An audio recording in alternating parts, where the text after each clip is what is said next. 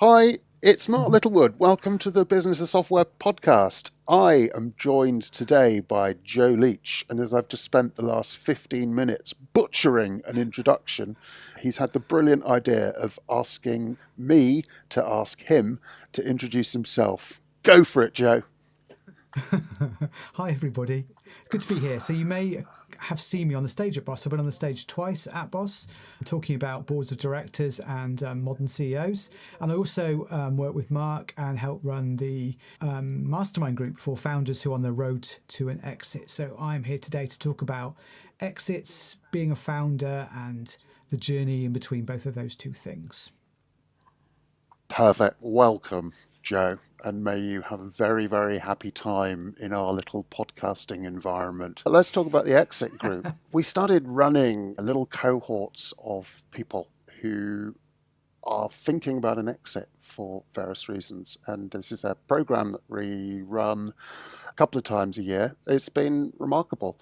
Um, Tell us, what's the problem that people come to us when they say, I'm interested in thinking about an exit? Well, there's that cliche, isn't there, that I know you love, Mark, that any founder you talk to, they're always 3 to 5 years away from their exit. So it's always perpetually on the horizon. And if you're a founder, you've always thought about it, right? When things are really, really great, you think about, wow, how much could I sell this business for? And when things are really difficult and really tough, you're like, I've had enough. I just want to get out of here. What the group's really for is for everybody, I suppose, who's a little bit in between, who's in that position of, I want to do this. I'm thinking about this, but I don't really know how, where, when to start. And really, what it is a group of like minded founders who are on the same journey as you. Some of them are closer to an exit than maybe you are, some of them are further away.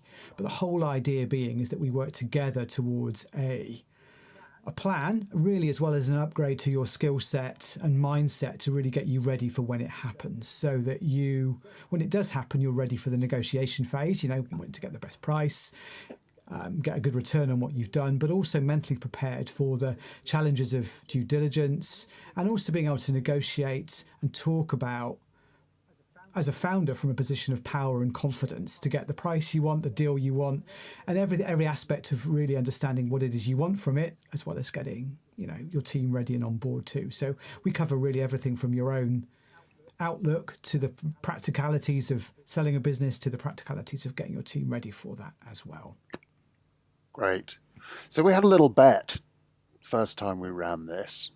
And my thinking on this is that probably at least half of the people that sign up for an exit program actually don't want to exit.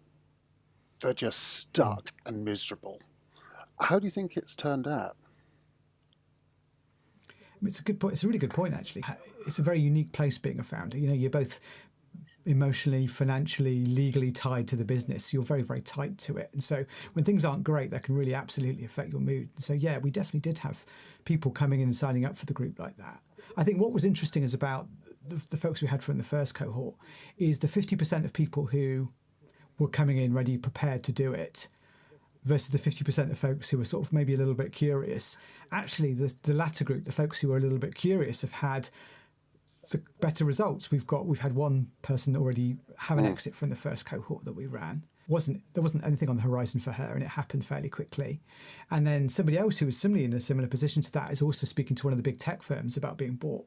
And so what was, I suppose, really interesting about that first group is, you're right, the two folks who were the most prepared were not the ones who actually ended up getting there first. It was the ones who were hoping maybe it would happen, thinking about it, and then in essence an exit almost kind of happened to them, and they were ready and prepared for Mm. that point. The acquirer came a knocking. So yeah, although they weren't coming into it with a definite plan, ironically, those are the two who were much closer than the others in the Yeah. group. It's fascinating, isn't it? Because so I have this, what makes a business saleable makes a business scalable. And a lot of the I love that. time, the block in the organization is the founder, the CEO. I think it's really easy to forget that businesses are people, they're not Mm. spreadsheets. A lot of people and a lot of people that we've spoken to see whether they're interested in taking part in the group. They've kind of got to a point where they think exit is the answer because they don't have any other way that they can go. And what's Mm. been absolutely fantastic to me watching the cohorts grow is seeing how the mind, the thinking of the founders changes when even within a 6-month period, you start to put some things in place that mean that you're spending less time doing horrible things. Ultimately, if you sell your company, in an ideal world, you are completely redundant the day you sell, so you're not kept on board for 3 or 4 years for a earnout or a burnout or whatever it is. The process of putting some of the things that you're doing onto other people and rethinking the way that you work with the other people in your organization, the trust that you give people, means that the founder starts having fun again. Which is obviously something we need to stamp out absolutely immediately, because the whole idea of this is to suffer, right? Protestant work ethic and all that. Absolutely. It's got to be hard. If it's not hard, it's not worth doing. I think one of the most interesting things that I've learned from going through this group is that any price for the business that any acquirer comes in and they're basically measuring the price against the risk. Yeah. That's what they're coming in and looking at. And so a lot of what we do with the group is we have that kind of soul-searching time where that founder looks at the risks their business operates under. Okay, so what are the risks in me selling this? What is going to get me a better price is me reducing the risks. And typically when you look at the risks, it's things like the founder being involved in every decision. Yeah. That the founder is very tightly coupled to a particular customer, or, there's lots of these things that end up being very risky for an acquirer. And so part of the journey people have been on in the group is reducing that risk. And a big part of that reducing that risk is decoupling the founder to a certain extent from a lot of the key decisions and key things that are going on, which of course has the effect of making their life a little bit easier, right? They've got less pressure on them to be able to do that. So back to your point, as sells a business, the same as what grows a business, the same is true in this. If you're trying to reduce the risk for an acquirer, you end up reducing the risk for yourself, and so it ends up being a little bit more fun again, because you're not suddenly responsible for everything in quite the same way that you once were. That weight isn't on your shoulders as much, it once was. And this is often the push that you need just to sort of shed a bit of that responsibility, because there's this event coming up that gets you better money. So, you can sort of start to talk yourself into doing that. It's quite hard to be able to do that when you're stuck in the day-to-day of just running a business. It's quite a lot of effort for you to remove yourself from lots of things if there isn't any particular reason to do it. And so what happens with the group and with this journey towards an exit is you do have to do that, because again, there's nothing worse than getting into a due diligence or sales process and the acquirer looks at you and goes, "Oh, you're too tightly coupled here. We're going to have to reduce the price by 20%.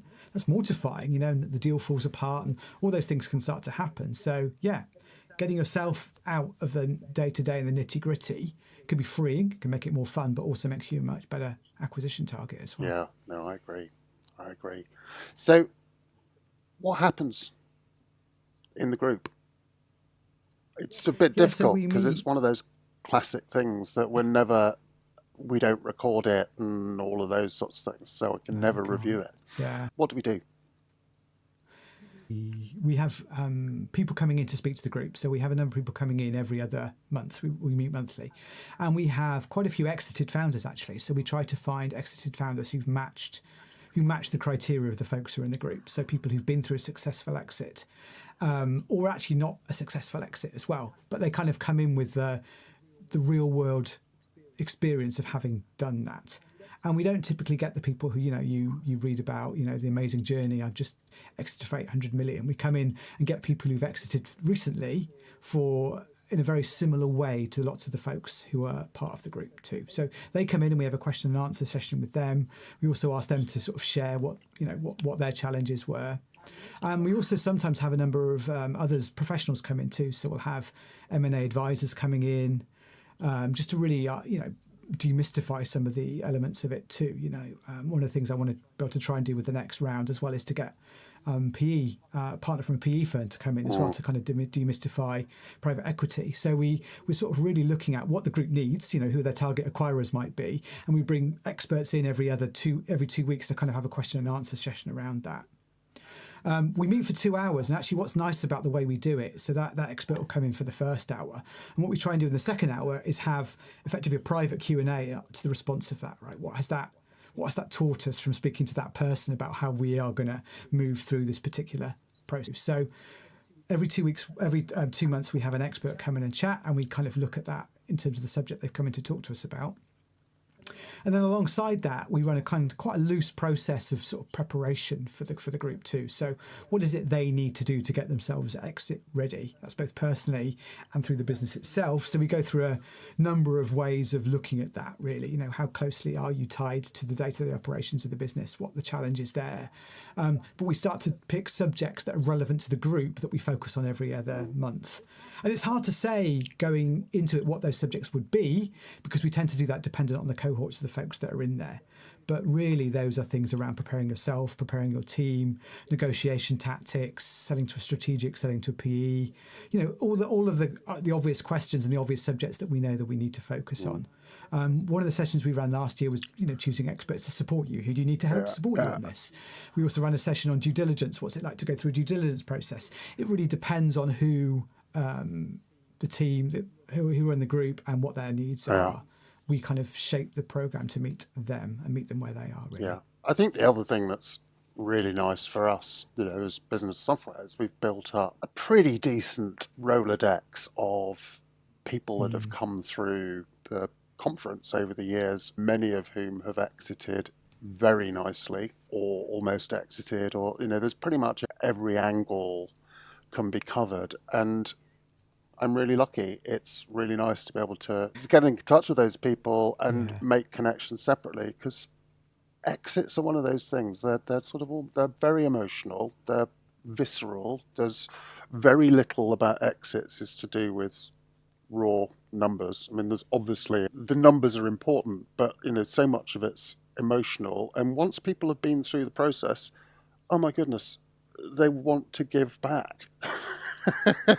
They really do. You're right. So it's been really nice to be able to kind of make those side connections and things as well.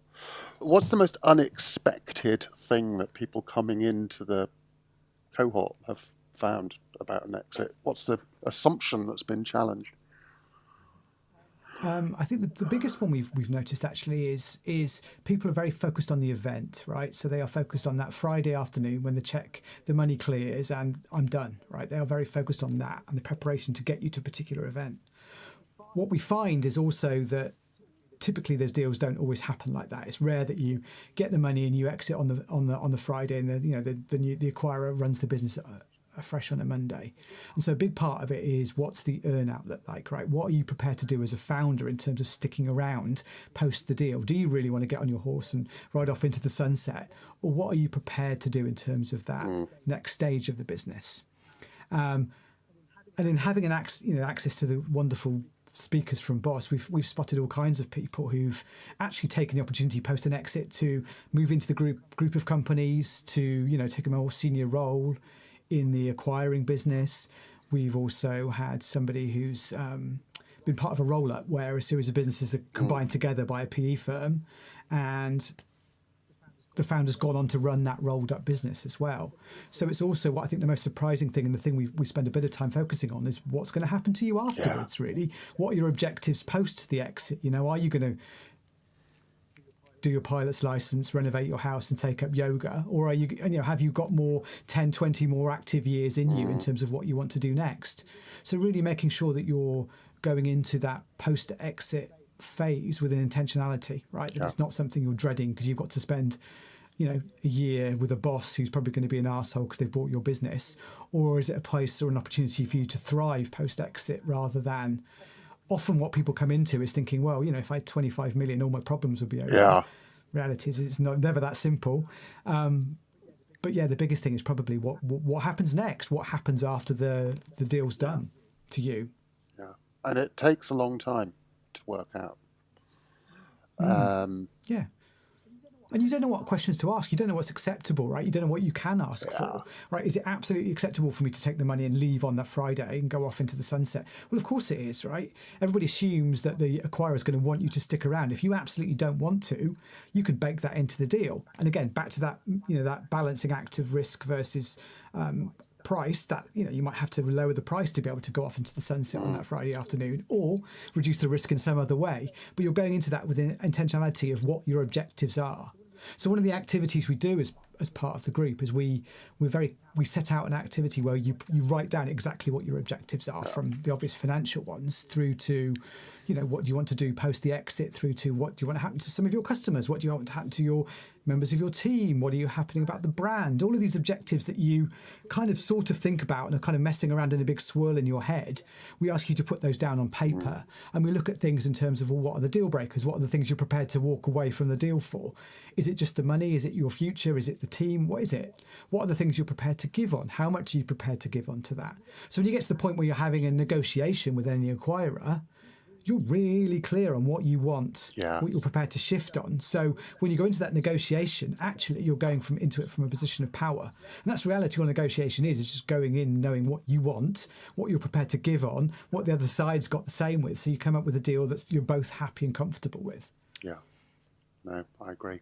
So we're going to do another one. Well, we're constantly doing another one. What should people expect in, I was going to say 6 months, but hey, 7 months. We did it for 7 months, didn't we, last time, because we couldn't squeeze it all in. So, yeah, what's interesting is I think we can go in saying, here's what they should expect. The reality is you're going to be with other founders who are on that road to an exit. Maybe they're a little closer to you, maybe they're a little bit further away. They're probably going to be exiting for a similar amount of money. The businesses are probably a similar kind of size to you. So you'll be there with people who are not unlike you, which I think is the most interesting part. You can be expected to do, I think, interesting and different things on the side as well. So I used to be an elementary school teacher, so I'm all one for homework. And one of the interesting ones with homework as well is doing some stuff around what you're trying to do. It's putting some planning and some thought into what's going to be happening to you too. What was interesting about one of the first groups we ran is they also had a side quest. They instigated their own side quest, which was to launch a brand new feature or a brand new business as part of their business in the 7 months that we were working together. So 2 of the founders we worked with launched side businesses alongside the businesses they were working on as we were doing it. So it's amazing, isn't it? The unexpected is also something to expect, which I know is a bit of a cliche. But really what we're expecting you to do is to get to that point where at any point over the next 6 months to a year to 3 years, if somebody calls you and says, we want to buy your business, you're like, great. Yeah. Right? You feel super comfortable about that situation happening.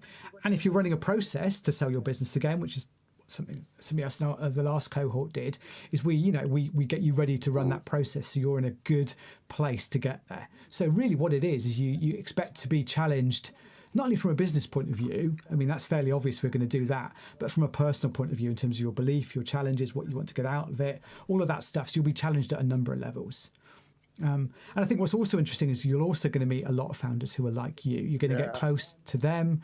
You're going to understand how they tick. You're going to have somebody there that's in your corner on your side who's just like you that you can pick up the phone to over the next 6 months, 5 years, 10 years, 15 years as well. Yeah, it's really cool. So, I mean, I remember, when was it, last year or the year before, when I was over in Raleigh, we got a little message on the cohort WhatsApp group because someone had just literally had an offer from an organization and they were super excited about it. And I happened to be sitting right next to one of the other people from the cohort. So, it's really nice just to sort of see that closeness and those ties. I guess, I mean, that's a bigger thing about BoS, isn't it? I mean, BoS is such a self-selecting group of founders and CEOs that come probably because I'm really miserable and I get over 500 applications to speak at the conference a year, right? Wow. A lot of them are, it's kind of cut and paste, send but we're not really spoilt for choice. And so we don't have that thing that other conferences have where we have just like loads and loads of different stages. So if we want to get some more people in to make it look busier, you just have another stage and more talks and and start giving your sponsors some airtime and all of those things. And it's not how it works with BoS, unfortunately. And so the people that come tend to be people that really want to listen and learn, which is good. Well, I think what was interesting about that's the same is true of the exit group as well. So we had somebody, didn't we, for the first cohort who I remember we in our kind of, because we chat to everybody ahead of time, so we'll do at least an hour with me and an hour with Mark ahead of time as well, just to sort of check, you're ready to go into this group as well, so that the fit's right for everybody. Yeah. And I remember in one of the first sessions, I remember actually talking somebody out of joining the group, and we had thanks. You didn't tell me that. interesting session. Oh, Mark, come on. To be fair, I talked a him? couple of people out as well because. Well, but he wasn't ready to do it, right? He wasn't ready to be on that journey, and it's like that idea. Oh, I'm really curious of that. I always want to keep my options open. Well, of course you do, but you're actually not ready. You've just done this great big exercise, and you're really excited about the next 2 years of your business, and you can see the growth yourself. Why would you join this group? You don't need that right now. You don't need to. You're on your own journey. There's not. It's going to be a slight distraction from you in terms of what you're trying to do with the rest of your business. No, this isn't the right time for you. Yeah. Which was a really interesting conversation. No. So I mean, I've talked people out or suggested it wasn't right for them. I mean, it's really nice. We've got like a maximum number of 8 people in the room, so it's important to get the right people in the room. Absolutely. And right in this context, if it's people that are, they don't have to be at exactly the same stage, but are these people going to get on and learn together? And we've always got other groups kind of coming through. Excellent.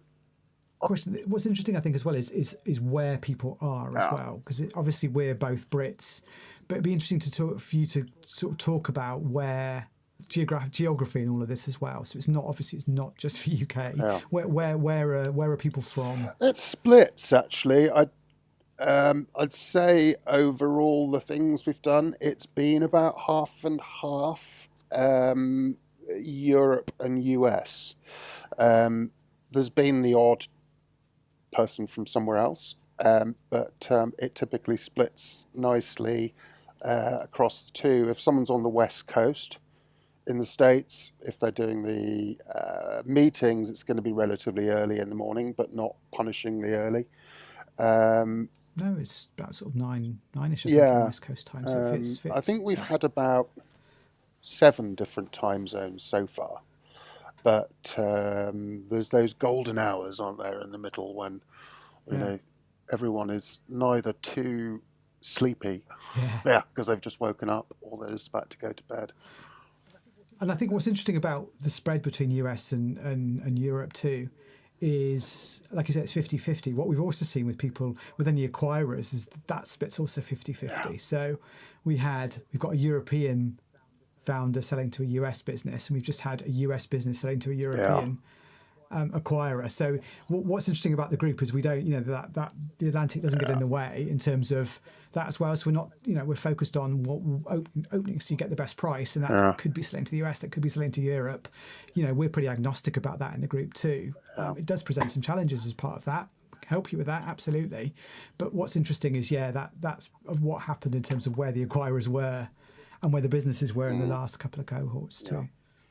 No, that's great. So we're kicking off Q2.